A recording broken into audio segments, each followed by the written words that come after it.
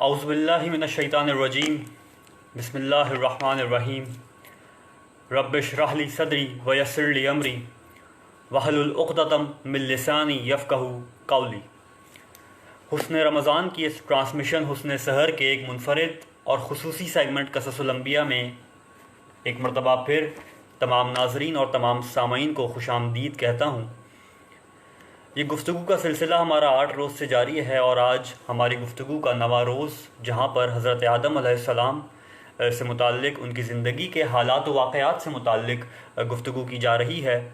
حضرت آدم علیہ السلام کی خلقت اور اس کے بعد کس طرح خدا نے جناب آدم علیہ السلام کو اس روئے زمین پر اتارا، 2 بیٹے عطا کیے، اور قابیل نے جناب حابیل کا قتل کس طریقے سے کیا، اس کا منصوبہ کس طریقے سے بنایا اور کس طریقے سے ان کو سپرد خاک کیا گیا۔ یہ تمام تر باتیں آپ لوگوں کی خدمت میں عرض کی گئیں، اور کل ہماری گفتگو جناب آدم علیہ السلام کی گریہ وزاری پر رہی۔ جب قابیل نے جناب حابیل کا قتل کر دیا تو اس کے بعد جناب آدم علیہ السلام نے 40 شب و روز گریہ وزاری میں گزارے، اور خدا نے جناب آدم علیہ السلام کو تسلی دی کہ صبر سے کام لو، میں بہت جلد تمہیں ایک اور بیٹا عطا کروں گا۔ اور جب خدا نے ان کو ایک اور بیٹا عطا کیا تو اس کا نام ہبت اللہ رکھا گیا۔ ہبت اللہ سے مراد خدا کی جانب سے عطا کیا جانے والا، یعنی عطی اللہ بھی کہا جاتا ہے، یعنی جس کو خدا نے عطا کیا ہو، اللہ تعالیٰ نے عطا کیا ہو، تو اس بیٹے کو خدا نے عطا کیا تھا، اپنے لطف و کرم سے عطا کیا تھا، تو اس کا نام عطی اللہ یا ہبت اللہ رکھا گیا۔ اس کے بعد اب آج کی ہماری گفتگو جو ہے وہ جناب حابیل کو خدا نے کس طریقے سے ایک بیٹا عطا کیا، اور اس کے بعد کچھ عرصے بعد حضرت آدم علیہ السلام کو خدا نے ایک بیٹا عطا کیا، اور کس طریقے سے خدا نے اپنا اگلا خلیفہ اور اگلا جانشین چنا۔ اب یہ معاملہ سارا ہو چکا تھا، جناب حابیل کو قتل کیا جا چکا تھا۔ قتل کے کچھ عرصے کے بعد جناب حابیل کو خدا نے ایک بیٹا عطا کیا، جناب حابیل کے ہاں ایک اولاد پیدا ہوئی۔ اب کیونکہ آپ لوگ یہ بات جانتے ہیں کہ حضرت آدم علیہ السلام جناب حابیل سے بے انتہا عشق کرتے تھے، بے انتہا محبت کرتے تھے، اور ان کے سب سے عزیز ترین بیٹے تھے جن کو قتل کیا جا چکا تھا، اور ان کے قتل کیے جانے پر جناب آدم علیہ السلام نے 40 شب و روز گریہ وزاری میں گزارے تھے۔ تو ان کی محبت، ان کی انسیت کی وجہ سے جناب آدم علیہ السلام نے حضرت حابیل کے بیٹے کا نام حابیل ہی رکھا، یعنی جناب آدم علیہ السلام نے اپنے پوتے کا نام حابیل منتخب کیا، اور حابیل اس کا نام رکھ دیا گیا، جس وجہ سے اس بیٹے کو، جناب حابیل کے بیٹے کو، حابیل ابن حابیل کہا جانے لگا۔ اب یہ سارے معاملے کو کچھ عرصہ ہی گزرا تھا کہ حضرت آدم علیہ السلام کے ہاں بھی ایک اولاد پیدا ہوئی، اور خدا نے ایک بیٹا حضرت آدم علیہ السلام کو بھی عطا کیا۔ جب خدا نے یہ بیٹا حضرت آدم علیہ السلام کو عطا کیا تو ابتدائی گفتگو میں یہ بات عرض کی جا چکی ہے کہ جب خدا نے یہ بیٹا عطا کیا تھا تو یہ عطی اللہ تھا، ہبت اللہ تھا۔ اب یہ لقب تو پڑ گیا کہ ہبت اللہ ہے، خدا کی جانب سے عطا کیا گیا ہے، لیکن کوئی نام اس بیٹے کا رکھنا تھا، تو اس بیٹے کا نام شیس رکھا گیا۔ حضرت شیس علیہ السلام وہ بیٹا کہلایا، اور وہی بیٹا بعد میں پیغمبر بنا، خدا کا جانشین بنا، خدا کا وصی کہلایا۔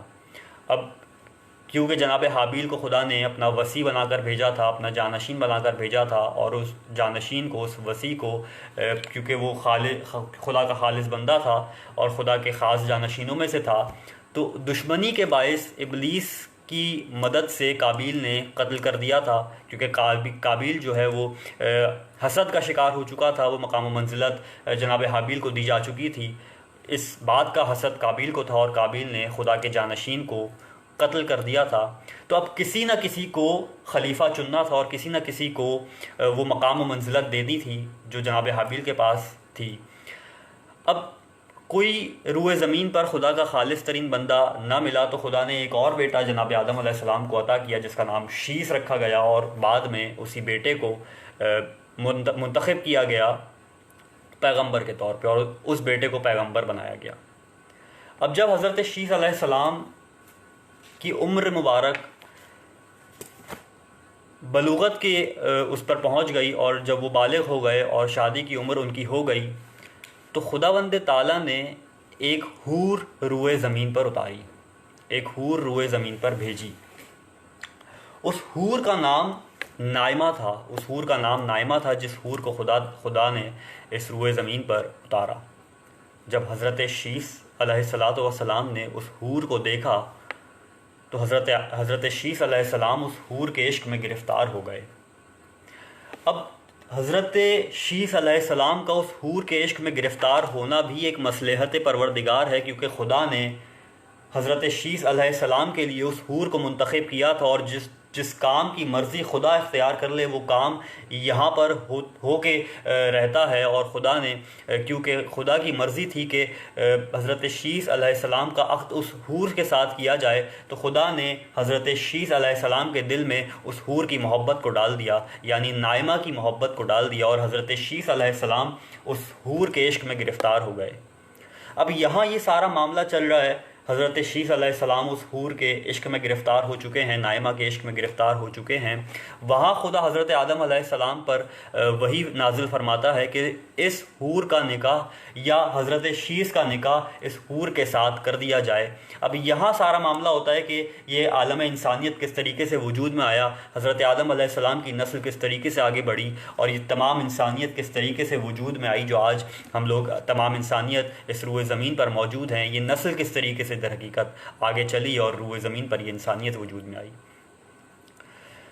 یہ حکم آیا خدا کی جانب سے حضرت آدم علیہ السلام پر کہ حضرت شیس کا نکاح یا اس حور کا نکاح حضرت شیس علیہ السلام سے کر دیا جائے، نائمہ کا نکاح حضرت شیس علیہ السلام سے کر دیا جائے، اور ان دونوں کو ایک عقد میں باندھ دیا جائے۔ یہ سارا معاملہ ہوتا ہے، اور اس طریقے سے حضرت آدم علیہ السلام کی نسل آگے بڑھائی جاتی ہے اور یہ انسانیت وجود میں آتی ہے۔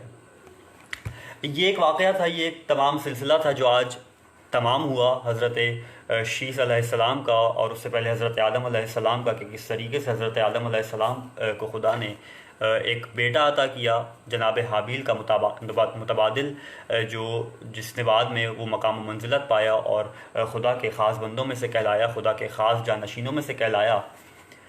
اب چونکہ آج سے ہمارا سلسلہ یہ رہے گا کہ ایک نشست میں 2 قصے بیان کرنے کی کوشش کی جائے گی تاکہ زیادہ سے زیادہ ہمیں سیکھنے کا موقع مل سکے۔ تو اس قصے کے بعد حضرت آدم علیہ السلام کا ایک قصہ، جس کے اندر کچھ سوالات اور کچھ جوابات کیے جاتے ہیں، کچھ افراد حضرت آدم علیہ السلام کے پاس آتے ہیں اور کیا سارا معاملہ ہوتا ہے، ان سوالات اور ان کے جوابات پر آج نظر ڈالی جائے گی۔ حضرت آدم علیہ السلام تشریف فرما تھے۔ ایک روز کی بات ہے، حضرت آدم علیہ السلام تشریف فرما ہیں۔ 6 افراد حضرت آدم علیہ السلام کے دائیں اور بائیں جانب آ کر تشریف رکھتے ہیں۔ اب یہ معاملہ بڑا دلچسپ ہے، یہ معاملہ بڑا ایک عجیب سا معاملہ ہے، حضرت آدم علیہ السلام کے لیے بھی ایک غیر معمولی بات ہے۔ کیا معاملہ ہوا اس پر غور کیجیے گا۔ حضرت آدم علیہ السلام تشریف فرما ہیں، 3 افراد، خوبصورت ترین افراد، نورانی افراد حضرت آدم علیہ السلام کی دائیں جانب آ کر تشریف رکھتے ہیں، اور 3 سیاہ رنگ کے افراد حضرت آدم علیہ السلام کی بائیں جانب آ کر تشریف رکھتے ہیں۔ بدصورت کا لفظ کہنا مناسب نہیں ہے، اس وجہ سے اب سیاہ ترین افراد حضرت آدم علیہ السلام کی بائیں جانب آ کر تشریف فرما ہوتے ہیں۔ حضرت آدم علیہ السلام کے لیے بات غیر معمولی ہے، اور اگر انسان بھی اس واقعے کو اگر سوچے، اگر اس منظر کو اپنے ذہن میں لے کر آئے کہ اگر اس کے ساتھ یہ سارا معاملہ ہوتا تو اس کے لیے بھی یہ غیر معمولی بات ہوتی اور یہ غیر معمولی منظر ہوتا کہ ایک شخص بیٹھا ہے، یا آپ اگر تشریف فرما ہیں اور آپ کے دائیں جانب 3 خوبصورت ترین افراد آ کے بیٹھ جائیں اور بائیں جانب 3 بدصورت ترین، یا اگر یوں کہا جائے کہ سیاہ ترین افراد آ کے بیٹھ جائیں، تو یہ ایک منظر غیر معمولی سا منظر دکھائی دیتا ہے۔ اگر 3 افراد بھی آ کر تشریف فرما ہو جائیں یا 2 افراد آ کر تشریف فرما ہو جائیں اور آپ سے سوالات اور جوابات کا سلسلہ کریں، تو بات ذہن میں آتی ہے اور بات جو ہے عقل میں آتی ہے کہ 3 افراد آئے ہیں یا 2 افراد آئے ہیں اور آپ سے سوالات اور جوابات کر رہے ہیں۔ لیکن 3 خوبصورت ترین افراد کا آنا اور دائیں جانب بیٹھ جانا کسی نہ کسی بات کی دلیل ہے. اگر اس پر غور و فکر کیا جائے، اس پر آگے چل کے جب سوالات اور جوابات پر ہم جائیں گے تو یہ بات انسان کی عقل میں آئے گی کہ کیوں 3 افراد دائیں جانب آ کر بیٹھے اور کیوں 3 افراد بائیں جانب آ کر بیٹھے. اب جب یہ معاملہ غیر معمولی لگا، کچھ معاملہ سنگین لگا، تو حضرت آدم علیہ السلام نے ان 6 افراد سے دریافت کیا، ان 6 افراد سے پوچھا کہ اپنا تعارف کروائیے، آپ کون ہیں، کہاں سے آئے ہیں. اور پھر ایک ایک کر کے یکے بعد دیگرے حضرت آدم علیہ السلام نے فرداً فرداً ہر شخص سے پوچھا کہ آپ کون ہیں. حضرت آدم علیہ السلام نے دائیں جانب مڑ کے پہلے شخص سے پوچھا کہ آپ کون ہیں. اس نے جواب دیا، میں عقل و خرد ہوں. یہ معاملہ بڑا غیر معمولی ہے، کوئی فرد آ کے بیٹھے اور وہ کہے کہ میں عقل و خرد ہوں. اب حضرت آدم علیہ السلام دوسرا سوال یہ کرتے ہیں کہ تمہاری جگہ کیا ہے، تمہارا جو مقام و منزلت ہے وہ کیا ہے، یا تمہارا ٹھکانہ کیا ہے. جواب دیتا ہے، میرا ٹھکانہ انسان کا مغز ہے. یہ بات ہم تمام لوگ جانتے ہیں کہ جو انسانی عقل ہوتی ہے وہ انسان کے مغز میں ہوتی ہے. جو انسان کا سب سے اوپر کا حصہ ہے انسانی جسم کا، وہاں پر انسانی عقل پائی جاتی ہے، جس سے انسان سوچنے کے قابل ہوتا ہے، سمجھنے کے قابل ہوتا ہے. شعور انسان کے اندر عقل سے آتا ہے. اب عقل کے متبادل کیا چیز آتی ہے، عقل کے اوپر کیا چیز قابض ہو جاتی ہے، تو انسان اپنی عقل کھو بیٹھتا ہے. یہ جب ان سیاہ ترین افراد سے گفتگو کی جائے گی، وہاں پر کیا جائے گا. دوسرے شخص سے یہ سوال کیا جاتا ہے، ان سے عرض کرتے ہیں حضرت آدم علیہ السلام، تم کون ہو، تمہارا کیا تعارف ہے. تو اس نے کہا کہ میں محبت ہوں. اب محبت ہو، مہر محبت ہو، عشق ہو، وہ انسانی دل میں پایا جاتا ہے. انسان کہتا ہے کہ میرا جی چاہ رہا ہے، میرا دل چاہ رہا ہے کہ یہ کام کیا جائے. در حقیقت انسان کو اس کام سے محبت ہوتی ہے، یا انسان کا دل چاہ رہا ہوتا ہے کہ وہ کام کیا جائے. تو جس چیز سے محبت ہوتی ہے وہ در حقیقت وہ چیز انسانی دل سے ہو کر گزرتی ہے، اس کا راستہ انسانی دل سے ہو کر گزرتا ہے. پوچھتے ہیں حضرت آدم علیہ السلام کہ تمہارا ٹھکانہ کیا ہے. وہ شخص کہتا ہے، میرا ٹھکانہ انسان کا دل ہے، یعنی میں انسان کے دل میں رہتا ہوں. تیسرے خوبصورت شخص کی طرف حضرت آدم علیہ السلام مخاطب ہوتے ہیں اور یہ دریافت کرتے ہیں، پوچھتے ہیں کہ تم کون ہو. وہ کہتا ہے، میں حیا ہوں، میں شرم و حیا ہوں. اور شرم و حیا کا ٹھکانہ تمام افراد کے علم میں ہے، ہم لوگوں کے علم میں ہے کہ انسانی آنکھ میں شرم و حیا پائی جاتی ہے. حضرت آدم علیہ السلام اس سے دریافت کرتے ہیں، اس سے پوچھتے ہیں کہ تمہارا ٹھکانہ کیا ہے. وہ شخص جواباً یہ کہتا ہے کہ میرا ٹھکانہ انسان کی آنکھ ہے. اب یہ 3 اشخاص جواب دے چکے، ان 3 اشخاص سے سوالات کیے جا چکے.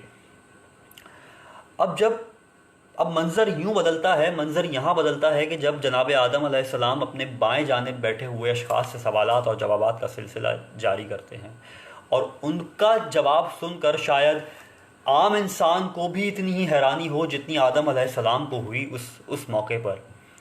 اور یہ سوالات کے جوابات بھی اس عام انسان کے لیے اتنے ہی غیر معمولی ہوں گے کہ جتنے جناب آدم علیہ السلام کے لیے غیر معمولی تھے.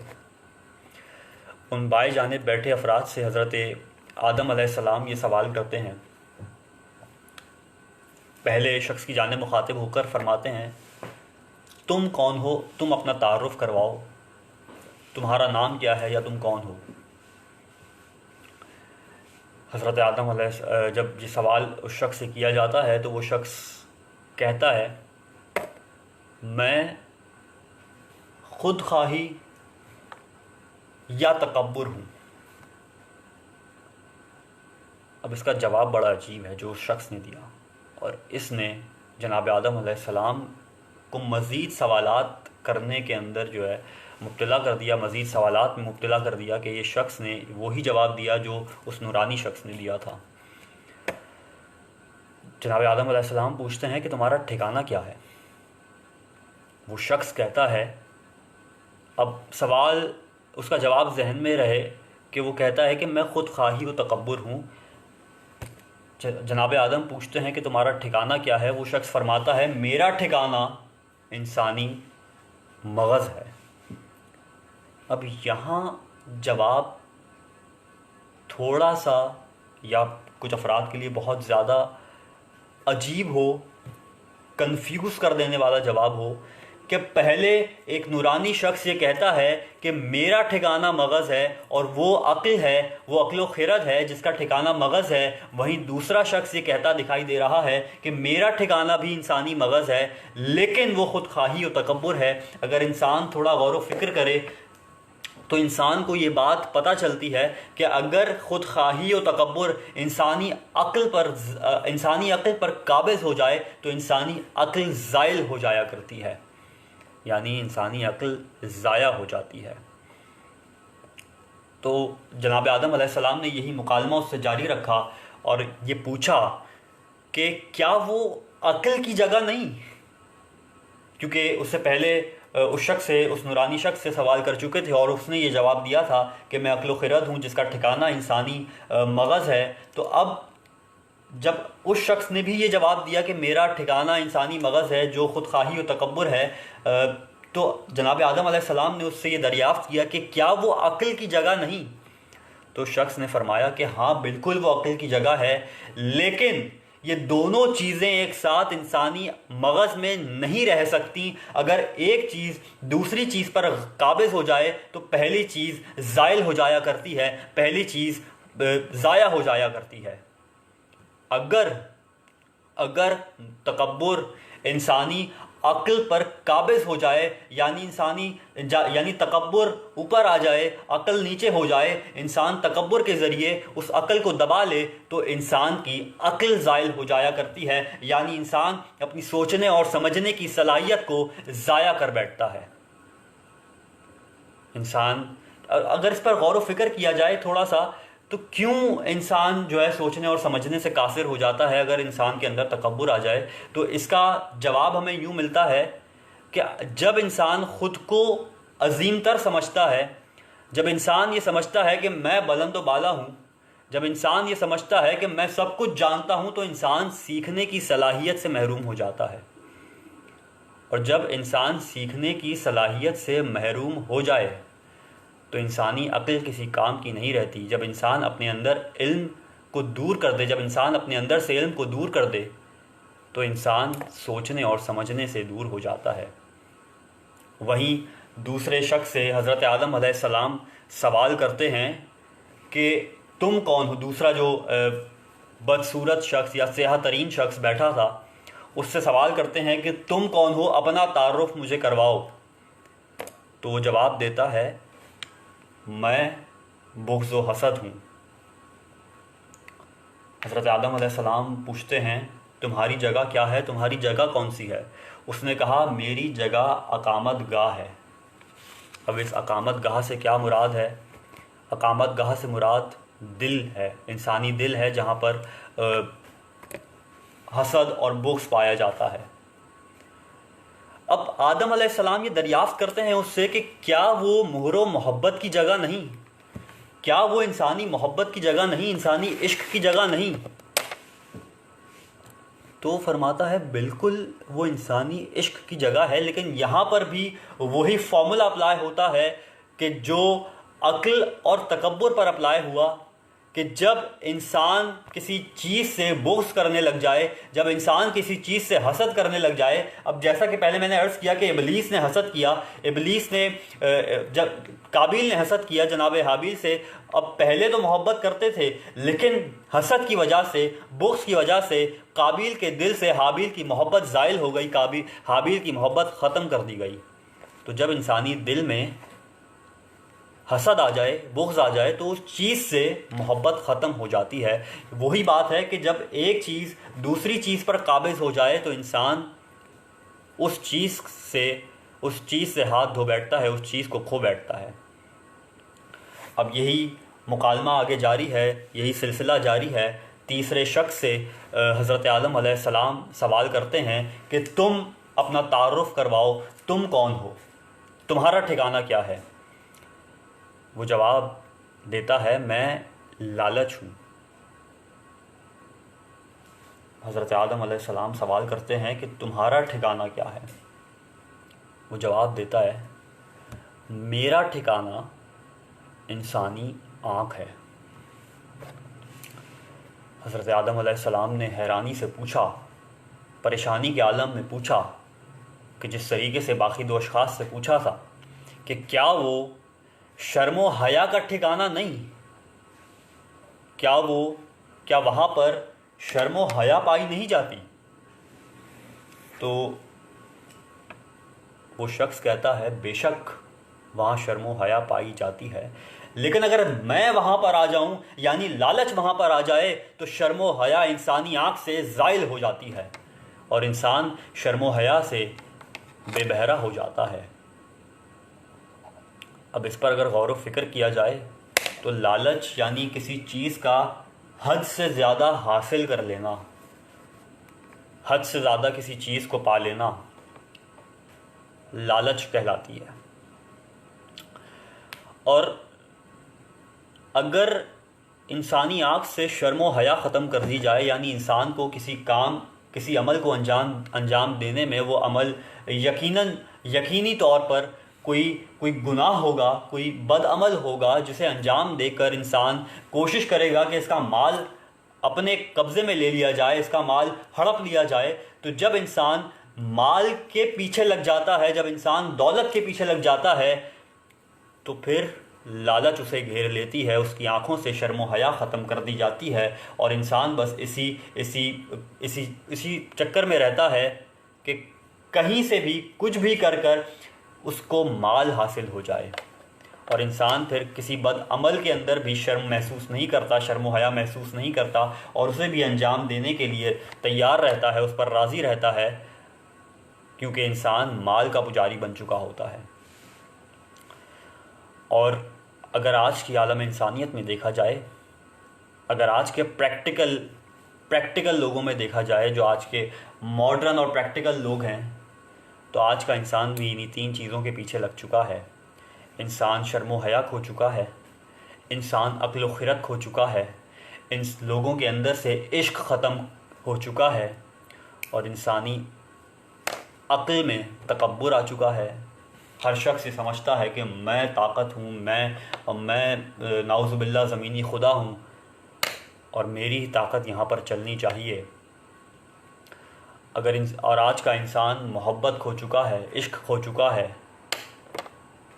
اور عشق کی جگہ انسان حسد کرنے لگ گیا ہے۔ اگر کسی دوست کے پاس وہ گاڑی دیکھ لیتا ہے تو اسے یہ حسد ہوتا ہے کہ اس نے کیسے حاصل کر لی، نہ کہ وہ خود محنت کرے اسے حاصل کرنے کے لیے، بلکہ اسے یہ بغض ہوتا ہے کہ اس نے کس طریقے سے حاصل کر لی، اور انسان اس دوست کو بھی کھو دیتا ہے، یعنی اس دوست سے محبت کو اپنے دل سے ختم کر بیٹھتا ہے، اور انسانی آنکھ سے شرم و حیا ختم ہو چکی ہے۔ انسان لالچ کے پیچھے بھاگ رہا ہے۔ انسان یہ اس کوشش میں ہے کہ کسی نہ کسی طریقے سے کہیں نہ کہیں سے بس مال حاصل کر لیا جائے، وہ کسی کو دھوکہ دے کر ہو، وہ کسی کو فریب دے کر ہو، وہ کسی کے ساتھ بے ایمانی کر ہو، وہ کسی کی نافرمانی کر کے ہو، کیونکہ شرم و حیا انسان کے اندر سے ختم کی جا چکی ہے۔ امید ہے آج کی اس نشست سے، ان واقعات سے تمام ناظرین نے کچھ نہ کچھ سیکھا ہوگا اور اس کو اپنی زندگی میں اپنانے کی کوشش کی جائے گی۔ کل ہماری گفتگو انشاءاللہ حضرت ادریس کے موضوع پہ کی جائے گی، اور حضرت ادریس کو اب موضوع سخن بنایا جائے گا۔ جناب آدم علیہ السلام کی غالباً یہ آج آخری یا کل غالباً آخری نشست ہوگی، اور پھر پرسوں سے یا کل یا پرسوں سے حضرت ادریس کے اوپر جو ہے گفتگو کریں گے، اور ان کے ابتدائی حالات اور اس کے بعد جو ان کے واقعات تھے زندگی کے، اس کے اوپر گفتگو کی جائے گی۔ زندگی رہی تو کل ملتے ہیں اسی وقت 3:30 بجے جناح کا پاکستان کے پیج پر، حسن رمضان ٹرانسمیشن میں، حسن سحر میں، اس سیگمنٹ قصص الانبیاء میں۔ جب تک کے لیے دیجیے مجھے اجازت۔ اللہ حافظ۔